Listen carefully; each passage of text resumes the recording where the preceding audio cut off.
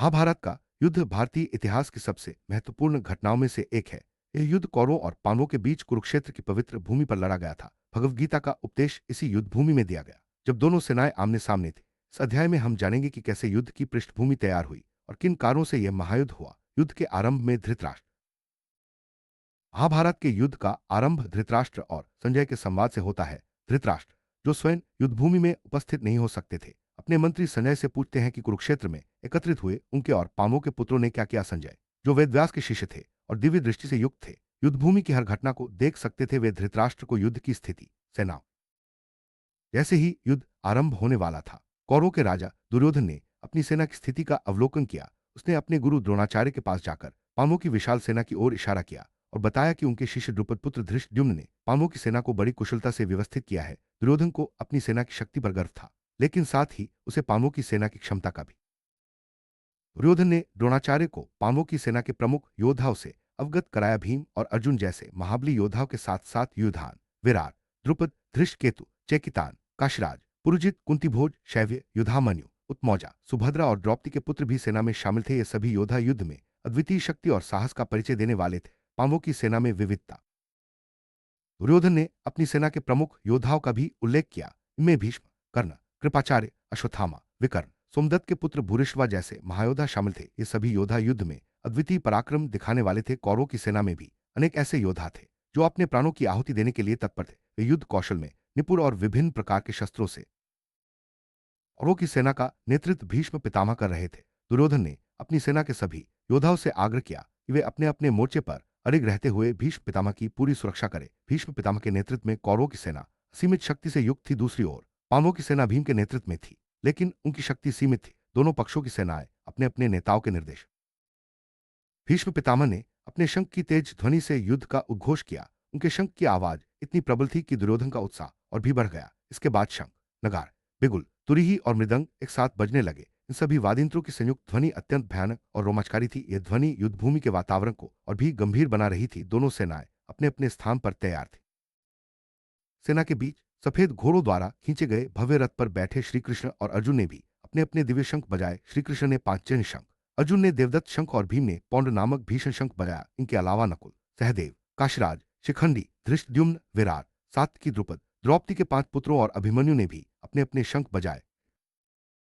शंखों की तेज और गूंजती ध्वनि ने आकाश और पृथ्वी के बीच एक अद्भुत गूंज पैदा कर दी। यह ध्वनि इतनी प्रबल थी कि कौरवों के हृदयों में भय और चिंता उत्पन्न हो गई। युद्ध का माहौल पूरी तरह से गंभीर और रोमांचक हो गया था। दोनों पक्षों के योद्धा अपने अपने स्थान पर तैयार थे, लेकिन शंखध्वनि ने सभी के मन में युद्ध की वास्तविकता और उसके परिणामों की गंभीरता को और गहरा कर।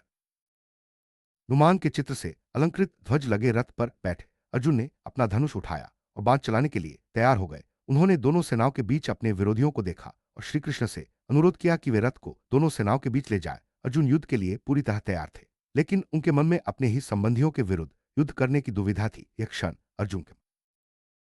अर्जुन ने श्रीकृष्ण से कहा कि वे रथ को दोनों सेनाओं के बीच ले जाएं, ताकि वे यह देख सके कि युद्ध करने की इच्छा से कौन कौन से योद्धा एकत्र हुए हैं। अर्जुन अपने विरोधियों को पहचानना चाहते थे, जो धृतराष्ट्र के पुत्रों को प्रसन्न करने के लिए युद्धभूमि में आए थे। यह जिज्ञासा अर्जुन के मन में उठ रही दुविधा और भावनात्मक संघर्ष को दर्शाती है। श्री कृष्ण ने अर्जुन के अनुरोध पर रथ को दोनों सेनाओं के बीच ले जाकर खड़ा कर दिया। वहां अर्जुन ने अपने पिता, चाचाओं, पितामहों, गुरुओं, मामाओं, भाइयों, चचेरे भाई, पुत्रों, भतीजों, मित्रों, ससुराल वालों और शुभहीनों को देखा। यह दृश्य अर्जुन के लिए अत्यंत भावुक कर देने वाला था, क्योंकि युद्ध के दोनों पक्षों में उसके अपने संबंधी और प्रियजन थे। जब अर्जुन ने अपने बंधु बांधवों को युद्धभूमि में देखा, तो उसका मन करुणा से भर गया। वह गहरे शोक में डूब गया और उसके मन में अनेक भावनाएं उमड़ने लगी। अर्जुन को अपने ही संबंधियों के विरुद्ध युद्ध करने का विचार अत्यंत पीड़ादायक लगा। उसने श्रीकृष्ण से अपने मन की व्यथा साझा की और युद्ध के प्रति अपनी अनिच्छा प्रकट की। अर्जुन ने श्रीकृष्ण से कहा कि युद्धभूमि में अपने संबंधियों को देखकर उसके शरीर के अंग कांप रहे हैं, मुंह सूख रहा है, धनुष हाथ से छूट रहा है और त्वचा में जलन हो रही है। उसका मन उलझ गया है और उसे घबराहट हो रही है। अर्जुन ने स्वीकार किया कि वह अब युद्ध करने में सक्षम नहीं है और उसे केवल अमंगल के लक्षण दिखाई दे रहे हैं। अर्जुन ने कहा कि उसे राज्य, विजय और सुख की कोई इच्छा नहीं है। उसके लिए राज्य, सुख या जीवन का कोई महत्व नहीं रह गया है, क्योंकि जिन लोगों के लिए यह सब चाहता था, वे सभी युद्धभूमि में उसके सामने खड़े हैं। अर्जुन के लिए अपने ही संबंधियों के विरुद्ध युद्ध करना असंभव सा लग रहा था। अर्जुन ने श्री कृष्ण से कहा कि उसके गुरुजन, पितृगण, पुत्र, पितामह, मामा, पौत्र, ससुर, भांजे, साले और अन्य संबंधी अपने प्राण और धन की आहुति देने के लिए युद्धभूमि में उपस्थित हैं। अर्जुन ने पूछा कि वह कैसे अपने ही संबंधियों का वध कर सकता है, भले ही उसे तीनों लोकों का राज्य क्यों न मिल जाए। अर्जुन ने कहा कि धृतराष्ट्र के पुत्रों का वध करने से कोई सुख या लाभ नहीं मिलेगा, भले ही वे अत्याचारी हैं, लेकिन उनका वध करने से पाप लगेगा। अर्जुन ने अपने चचेरे भाई, मित्रों और संबंधियों के वध को किसी भी दृष्टि से उचित नहीं माना। उसने कहा कि ऐसे पापमय कर्म से कोई भी कल्याण संभव नहीं है।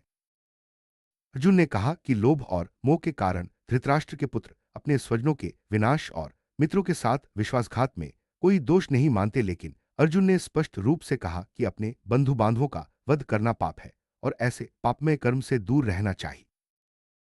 अर्जुन ने कहा कि जब कुल का नाश हो जाता है तो उसकी परंपराएं भी नष्ट हो जाती हैं और शेष बचे लोग अधर्म में प्रवृत्त हो जाते हैं। अधर्म की प्रबलता के कारण कुल की स्त्रियां दूषित हो जाती हैं और उनसे अवांछित संतानें जन्म लेती हैं। इससे समाज और परिवार दोनों का पतन होता है। अर्जुन ने कहा कि अवांछित संतानों के कारण पारिवारिक परंपरा का विनाश करने वालों का जीवन नरक में हो जाता है। वे श्राद्ध और पिंडदान की क्रियाओं से वंचित हो जाते हैं, जिससे उनके पितरों का भी पतन हो जाता है। समाज में अवांछित संतानों की वृद्धि से सामाजिक और पारिवारिक कल्याण की गतिविधियां भी नष्ट हो जाती हैं। अर्जुन ने कहा कि अपने दुष्कर्मों से कुल परंपरा का विनाश करने वाले दुराचारी लोगों के कारण समाज में अवांछित संतानों की वृद्धि होती है। इससे सामाजिक, पारिवारिक और धार्मिक कल्याण की सभी गतिविधियां नष्ट हो जाती हैं। अर्जुन ने अपने गुरुजनों से सुना था कि जो लोग कुल परंपरा का विनाश करते हैं वे अनिश्चित काल तक नरक में जाते हैं। अर्जुन ने कहा कि यह कितनी आश्चर्यजनक बात है कि वे लोग इस महापाप को करने के लिए तैयार हैं। केवल राज्य और सुख की इच्छा के कारण वे अपने संबंधियों का वध करना चाहते हैं। अर्जुन ने कहा कि यदि धृतराष्ट्र के पुत्र उसे निहत्थे और प्रतिरोध किए बिना मार दे तो भी यह उसके लिए अधिक श्रेयस्कर होगा। अजय ने कहा कि इस प्रकार अर्जुन ने अपने धनुष और बाणों को एक ओर रख दिया और शोकाकुल चित्त से अपने रथ के आसन पर बैठ गया। उसका मन व्यथा और दुख से भर गया था। अर्जुन के इस मानसिक संघर्ष ने भगवद गीता के उपदेश की नींव रखी। अर्जुन विषाद योग भगवद गीता का पहला अध्याय है, जिसमें अर्जुन के मन में उठ रहे द्वंद्व, करुणा और शोक का विस्तार से वर्णन किया गया है। यह अध्याय दर्शाता है कि कैसे एक महान योद्धा भी अपने संबंधियों के विरुद्ध युद्ध करने में दुविधा और मानसिक संघर्ष का अनुभव कर सकता है। धृतराष्ट्र महाभारत के युद्ध में एक महत्वपूर्ण पात्र है। वे नेत्रहीन थे और युद्धभूमि में उपस्थित नहीं हो सकते थे, इसलिए उन्होंने अपने मंत्री संजय से युद्ध की घटनाओं का विवरण सुना। धृतराष्ट्र के प्रश्नों से ही भगवद गीता का संवाद आरंभ होता है। संजय को वेदव्यास की कृपा से दिव्य दृष्टि प्राप्त थी। वे युद्धभूमि में घट रही हर घटना को दूर से देख सकते थे और धृतराष्ट्र को उसका सजीव वर्णन कर सकते थे। संजय की दिव्य दृष्टि ने भगवद गीता के संवाद को संभव बनाया। कुरुक्षेत्र को धर्मभूमि कहा जाता है। ये वही स्थान है जहां महाभारत का युद्ध हुआ और भगवद गीता का उपदेश दिया गया। इस भूमि का धार्मिक और ऐतिहासिक महत्व अत्यंत गहरा है। दुर्योधन कौरवों का राजा था। वह अपनी सेना की शक्ति पर गर्व करता था, लेकिन पांडवों की सेना की क्षमता से भी चिंतित था। दुर्योधन ने अपने गुरु द्रोणाचार्य से सेना की व्यवस्था और युद्ध की रणनीति पर चर्चा की। भीष्म पितामह कौरवों के सबसे वरिष्ठ और सम्मानित योद्धा थे। उनका नेतृत्व कौरव सेना के लिए प्रेरणा का स्रोत था। दुर्योधन ने सभी योद्धाओं से भीष्म की सुरक्षा का विशेष आग्रह किया। शंखध्वनि युद्ध का प्रतीक मानी जाती है। भीष्म, कृष्ण, अर्जुन, भीम और अन्य योद्धाओं ने अपने अपने शंख बजाकर युद्ध का उद्घोष किया। शंखध्वनि ने युद्धभूमि के वातावरण को और भी गंभीर बना दिया। अर्जुन के मन में अपने ही संबंधियों के विरुद्ध युद्ध करने को लेकर गहरा द्वंद्व उत्पन्न हो गया। वह युद्ध के लिए तैयार तो था, लेकिन भावनात्मक रूप से टूट चुका था। अर्जुन का यह द्वंद्व भगवद गीता के उपदेश का आधार बना। श्री कृष्ण अर्जुन के सारथी थे। उन्होंने अर्जुन को युद्धभूमि के बीच ले जाकर उसके मन की स्थिति को समझा। कृष्ण का मार्गदर्शन ही आगे चलकर भगवद गीता के उपदेश का रूप लेता है। अर्जुन ने युद्ध के परिणाम स्वरूप परिवार और समाज के पतन की चिंता व्यक्त की। उसने कहा कि कुल की परंपरा के नष्ट होने से समाज में अव्यवस्था फैल जाती है और धर्म का पतन होता है। महाभारत का युद्ध केवल दो पक्षों के बीच नहीं था, बल्कि यह धर्म और अधर्म के बीच संघर्ष का प्रतीक था। अर्जुन के मन में धर्म के पालन और अधर्म से बचने की चिंता स्पष्ट रूप से दिखाई देती है। अर्जुन का शोक केवल अपने परिवार के लिए नहीं था, बल्कि वह समूची मानवता के लिए चिंतित था। उसने युद्ध के कारण होने वाले सामाजिक और नैतिक पतन की आशंका व्यक्त की। अर्जुन ने अपने कर्मों के परिणामों पर विचार किया। उसने कहा कि पापमय कर्मों से केवल दुख और पतन ही मिलता है। अर्जुन के विचार कर्म और उसके परिणामों की गहराई को दर्शाते हैं। अर्जुन ने युद्धभूमि में अपने मन की गहराई में झांका। उसने अपने कर्तव्य, धर्म और परिवार के प्रति जिम्मेदारी पर आत्मविमर्श किया। यह आत्मविमर्श अर्जुन के मानसिक संघर्ष को और गहरा कर देता है।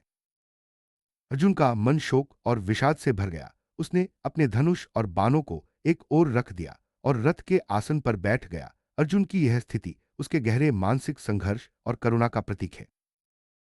अर्जुन के शोक और विषाद से ही भगवद गीता का उपदेश आरंभ होता है। श्री कृष्ण अर्जुन के मन की स्थिति को समझते हैं और उसे धर्म, कर्तव्य और आत्मज्ञान का मार्ग दिखाने के लिए तैयार होते हैं। महाभारत का युद्ध केवल बाहरी संघर्ष नहीं था, बल्कि यह एक गहरा नैतिक और आध्यात्मिक संघर्ष भी था। अर्जुन के मन में उठ रहे प्रश्न हर मानव के जीवन में आने वाले नैतिक द्वंद्व का प्रतीक है। अर्जुन ने युद्ध न करने का निर्णय लिया और अपने शस्त्र त्याग दिए। उसका मन शोक और दुविधा से भर गया था। यह निर्णय भगवद गीता के उपदेश के लिए आधार बनता है। श्री कृष्ण केवल अर्जुन के सारथी ही नहीं थे, बल्कि वे उसके मार्गदर्शक और मित्र भी थे। उन्होंने अर्जुन के मन की स्थिति को समझा और उसे धर्म का मार्ग दिखाने का संकल्प लिया। अर्जुन विषाद योग मानव जीवन के संघर्ष, दुविधा और कर्तव्य के बीच संतुलन का संदेश देता है। यह अध्याय हमें सिखाता है कि जीवन में आने वाली कठिनाइयों का सामना कैसे किया जाए। अर्जुन विषाद योग में अर्जुन के मन में उठ रहे द्वंद्व, करुणा, शोक और आत्मसंघर्ष का विस्तार से वर्णन है। यह अध्याय भगवद गीता के उपदेश की नींव रखता है और आगे के संवाद के लिए मार्ग प्रशस्त करता है।